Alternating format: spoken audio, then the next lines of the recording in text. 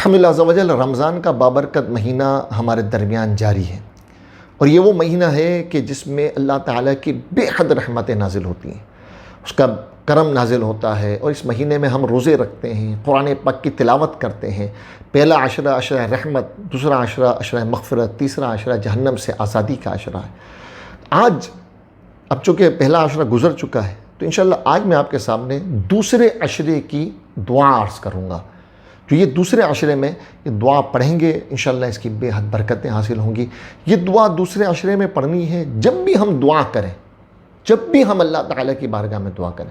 دیکھیں، سحری کھانے کے بعد، افطار کرنے کے بعد، اور رات میں تہجد کے وقت دعائیں قبول ہوتی ہیں۔ تو اس وقت بھی اور اس کے علاوہ چلتے پھرتے بھی ہم نے یہ دعا دوسرے عشرے میں بالخصوص کثرت سے پڑھنی ہے۔